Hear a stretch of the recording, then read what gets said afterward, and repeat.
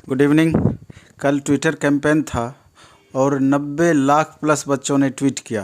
तो सबसे पहले तो उन तमाम बच्चों को अपने तरफ से ढेर सारी बधाई और कि आपने इस कैंपेन में बढ़ चढ़ करके भाग लिया। और इस कैंपेन का प्रभाव जो भी पड़े आगे, ये तो अलग बात है, लेकिन आपने अपना काम किया, हम लोगों ने अपना काम किया। अब सवाल उठता है कि रेलवे के द्वारा लगातार ये आईना दिखाते रही रेलवे कि नोटिफिकेशन में ये सब हमने पहले क्लियर कर दिया था।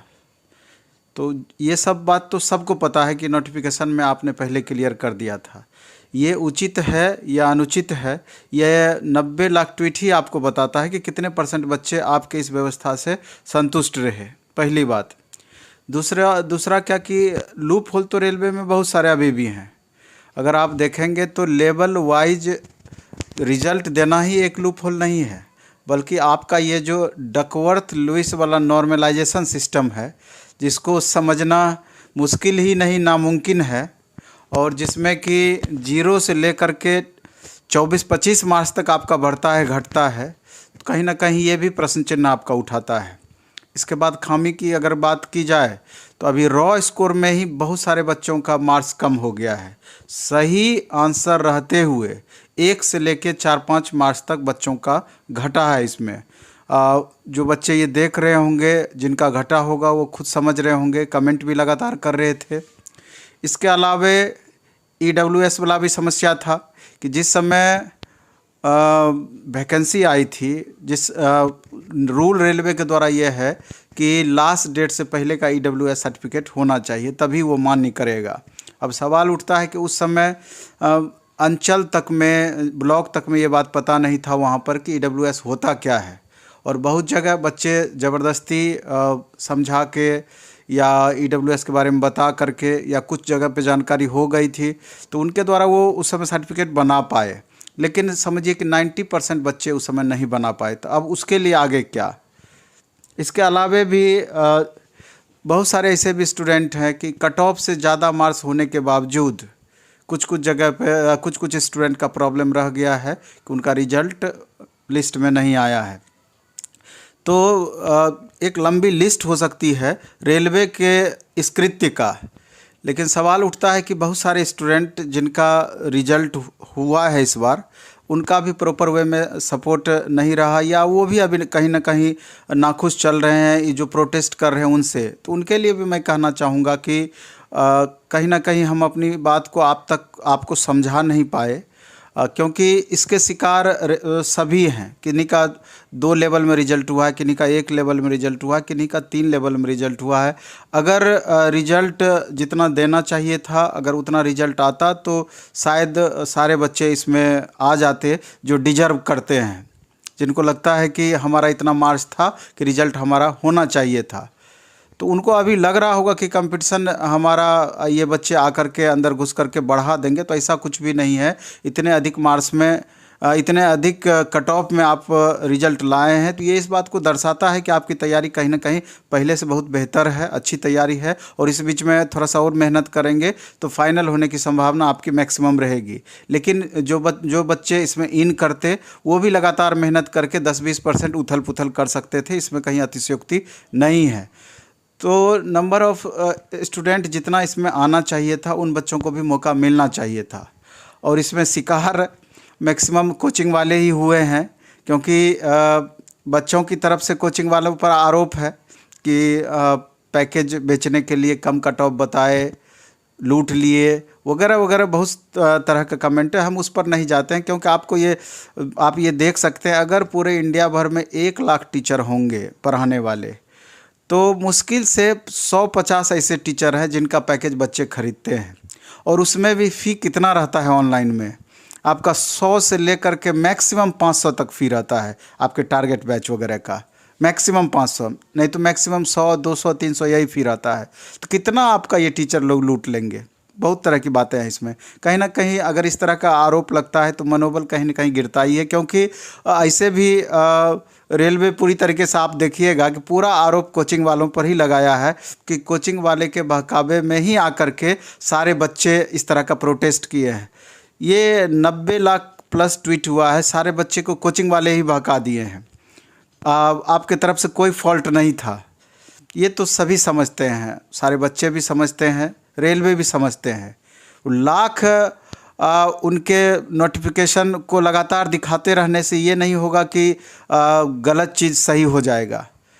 ये सबको पता है कि आपने नोटिफिकेशन दिया था, लेकिन ये कितने को पता था, आप कितने को उस समय समझा पाए थे इस 72 पेज के नोटिफिकेशन में कि ये ऐसा रिजल्ट उसका होना है। लेवल वाइज तो बताया था, लेकिन मैक्सिमम बच्चे समझ रहे थे, टीचर भी समझ रहे थे कि लेवल वाइज ये मेंस में जा कर के ये चीज़ लागू किया जाएगा, मेंस के वक्त ये चीज़ होगा या मेंस के बाद होगा। तो जब टीचर इस बात को नहीं समझ पाए तो कितने बच्चे इस बात को समझे होंगे। प्रोटेस्ट इसी बात का है। इसका एक उदाहरण के तौर पे हम बताए थे कि अगर कंप्यूटर बेस्ड टेस्ट आपका जिस समय पहली बार लेना था, तो हर वेबसाइट पर आप अपने वेबसाइट पर इस बात को रखें कि उसका डेमो आप दिए, डेमो में वो प्रैक्टिकल करके दिखाए। तो कहीं ना कहीं इसमें भी आपको उस तरह का डेमो बताना चाहिए था, समझा करके कि क्या क्या फ़र्क पड़ सकता है। खाली उसमें नोटिफिकेशन में लिख दिए, बच्चे समझ गए, ऐसा नहीं है, इसीलिए इतना विरोध हो रहा है, नहीं तो और कोई बात नहीं थी। और इससे कोई फ़र्क भी नहीं पड़ता। पहले का ही जितना सिस्टम था तो उसमें हमको तो कहीं त्रुटियां नज़र नहीं आ रही थी, क्योंकि CBT 1 में हमेशा से होता आया है कि जितना गुना रिजल्ट देना है उतना गुना रिजल्ट आता है, अलग अलग बच्चों का आता है। और CBT 2 में मेरिट के अकॉर्डिंग, पोस्ट ऑफ प्रेफरेंस के अकॉर्डिंग जो बच्चे जैसा परफॉर्मेंस किए हैं उस हिसाब से उनको पोस्ट मिलता है।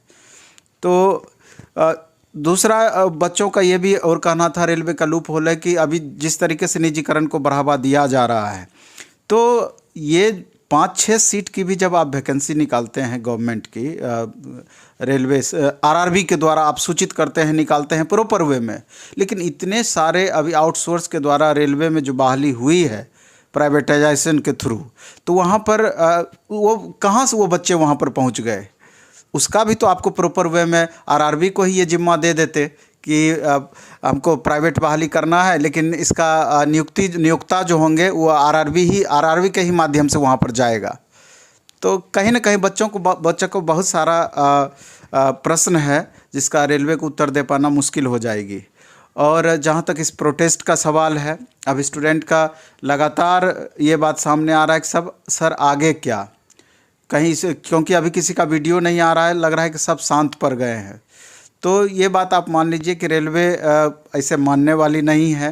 इतना विरोध हुआ, वो अपने जिद पर कायम रहा, नोटिफिकेशन को दिखा करके। तो और कुछ टीचर भी, जैसे खान सर का ही आप इंटरव्यू देखिएगा, कई सारे इंटरव्यू वो रिलीज किए हैं, तो कहीं ना कहीं बहुत ज़्यादा गुस्से में नज़र आ रहे हैं। तो गुस्से में नज़र आने के पीछे बहुत सारा कारण रहा है इसमें, और इससे आप समझ सकते हैं इस बात को। और भी सारे शिक्षक, जिस तरीके से आरोप लगाया गया कोचिंग इंस्टीट्यूशन पर, तो परेशान होना स्वाभाविक है, लेकिन फिर भी जो भी है तो हम लोग सारे स्टूडेंट के साथ हैं। कल रात में ही हमारा ये मीटिंग हुआ था कि अब आगे क्या होना है। तो आगे यही हुआ कि जब तक कम से कम 2-3 दिन इस तरह का प्रोटेस्ट नहीं होगा, ट्विटर कैंपेन डिजिटली ही, क्योंकि अभी ऑफलाइन प्रोटेस्ट तो थोड़ा सा मुश्किल है फिजिकली, लेकिन अगर डिजिटल प्रोटेस्ट के माध्यम से ही अपनी बात को सही तरीके से रखा जाए तो लाख नोटिफिकेशन रेलवे दिखाए, लेकिन प्रभाव इस पर पड़ेगा ही पड़ेगा कि बार बार इस तरह का भी लगातार हो रहा है। तो थोड़ा बहुत भी जहां कन्फ्यूजन होगा, मेरे ख्याल से रेल मंत्री जी को समझने का मौका मिलेगा और वो बच्चों की भावनाओं को, बच्चों की बात को समझ पाएंगे। इसलिए चुप बैठने वाली बात नहीं है। हमारा विचार था, अभी हैशटैग तय नहीं हुआ है, आज रात में पुनः मीटिंग है, उसमें हैशटैग तय हो जाएगी। आज समझिए कि एक दिन अपना एक तरीके से आज भर कोई एक्टिविटी नहीं रहा, कल भी कोई एक्टिविटी नहीं रखना है, लेकिन परसों आपका डिजिटल प्रोटेस्ट का दूसरा फेज आपका कंटिन्यू रहेगा। कल इसका डिटेल सूचना मिल जाएगा और सारे बच्चे जो भी परेशान चल रहे हैं, जो भी लगातार जिनको लग रहा है कि ये मामला कहीं पूरी तरीके से दब नहीं जाए, हमको हमारे साथ उचित न्याय होना चाहिए, हमको उचित न्याय मिलनी चाहिए, उन सारे बच्चों से मेरा रिक्वेस्ट होगा कि परसों के प्रोटेस्ट में आप बढ़ चढ़ करके भाग लेंगे और कल देख लेना है कि कल का हैशटैग क्या रहता है, उसी के अकॉर्डिंग आप परसों उसमें पार्टिसिपेट करेंगे। तो इसलिए इस वीडियो में हम इतना ही रखेंगे। बाकी और जो भी डिटेल होगा आपको नेक्स्ट वीडियो के माध्यम से अन्य टीचर भी आपको आगे चल करके वीडियो बना करके आपको सारी बातों की सूचना देंगे। धन्यवाद, बेस्ट ऑफ लक, धन्यवाद।